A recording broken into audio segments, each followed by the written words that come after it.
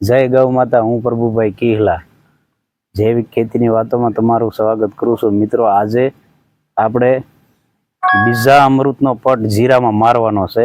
એ સંપૂર્ણ રીતે હું તમને બીજા અમૃતનો પટ કેવી રીતે મારવાનો, એમાં હું નાખ્યું છે આપણે બીજા અમૃતમાં, એ બધું જો આ બીજા અમૃત છે,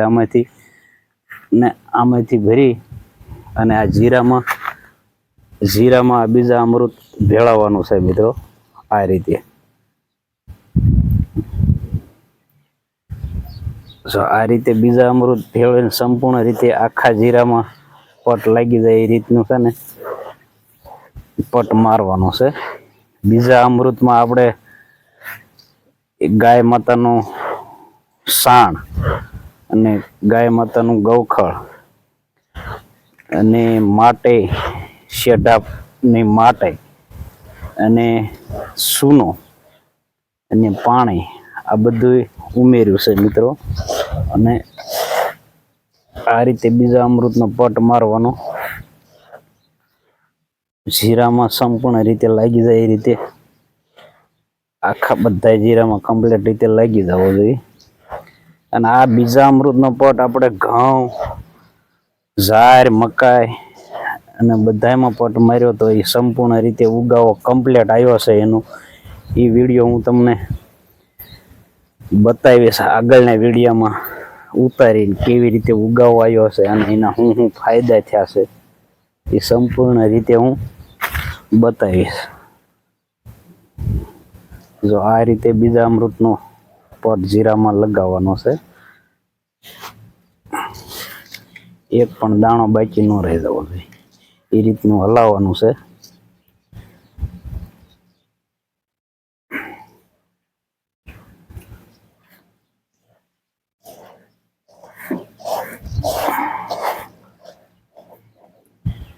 હવે મિત્રો, આપણે છે ને આમાં ઠલવી દઈશું એટલે હરખું જો આ કોરું રહી જાય છે ને, એ કોરું ન રહેવું જોઈએ, કમ્પ્લીટ રીતે ભેળવી દેવાનું છે.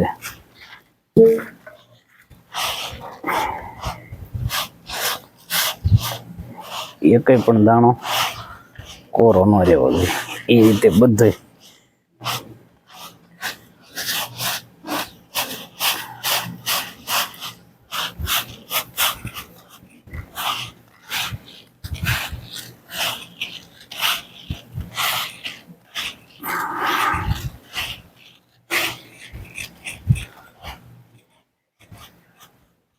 અને પછી સાંજે સૂકવી દેવાનું છે. ને કાલે વાવેતર કરવાનું છે, એટલે ઊંણી વાળો આવે ને પછી આ રીતે પટ અગાઉથી મારી દેવી એટલે કમ્પ્લીટ રીતે પટ લાગી જાય અને સુકાઈ જાય. ઘરનું જીરું આપણે હતું, આપણે કોઈ અગરામાં કોઈ દુકાને જ નથી આણ્યું, ઘરનું જીરું છે. એમાં આપણે બીજા અમૃતનો પટ લગાવ્યો છે.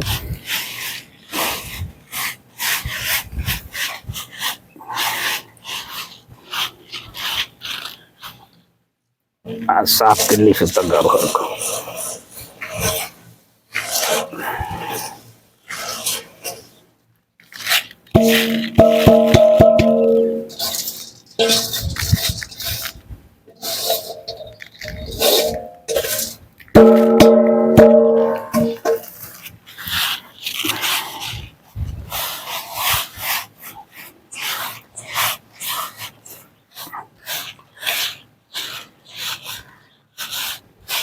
જો મિત્રો, કમ્પ્લીટ રીતે પટ લાગી ગયો, એક પણ દાણો બાકી નથી રહ્યો, બધા દાણામાં પટ કમ્પ્લીટ રીતે લાગી ગયો છે. હવે આને આપણે સાંજે સૂકવી દેવાનું છે.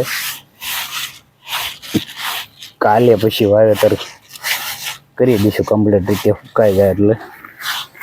આ બીજા અમૃતનો પટ મારવાના કારણો જે ઉગસુકનો પ્રશ્ન રહેશે, એ કમ્પ્લીટ રીતે એક જ ધારો ઉગાવો આવી જાય છે.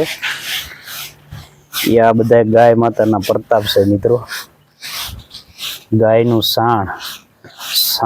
ગાયના સાણમાં અસંખ્ય જીવિત બેક્ટેરિયા છે. એટલે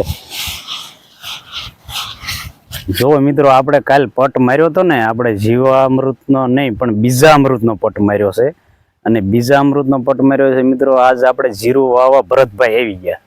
જો આ ભરતભાઈ જે ફોનમાં વાતો કરે છે એને બીજો વાવવા વાળાનો ફોન આવી ગયો છે. અને બહુ હાઈ ક્લાસ માણસ છે ભરતભાઈનું. વાવવાનું તમે એકદમ પાળ્યું સીધું થાય, કમ્પ્લીટ રીતે વવાય. જો મિત્રો આ બીજા અમૃતનો પટ, જો આ રીતનો દાણો, એક પણ દાણો બાકી ન રહે એ રીતનો આપણે પટ માર્યો છે. આમાં જો આ રીતનો પટ લાગી ગયો છે બીજા અમૃતનો, દેખાય છે મિત્રો? આ રીતનો પટ લાગી ગયો છે કમ્પ્લીટ. ભરતભાઈ વાવે છે.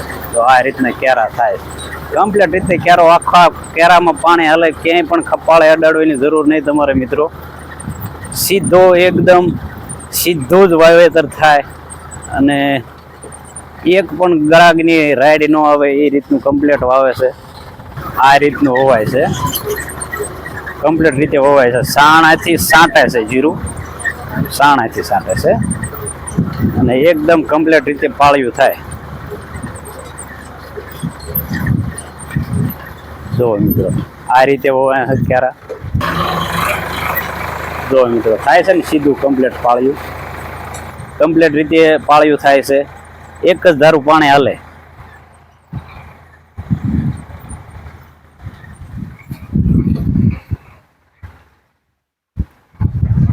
ટૂંકા કેરા જીરામાં હંમેશા ટૂંકા કેરા રાખવાના આપણે. ટૂંકા કેરા, નકર આમાં આડા કેરા રાખીએ તો મોટો કેરો થાય, છતાં આપણે ટૂંકા કેરા રાખ્યા છે. જો મિત્રો આ રીતનું વાવેતર થાય છે મિત્રો. જો આ ભરતભાઈ મેટાળિયા.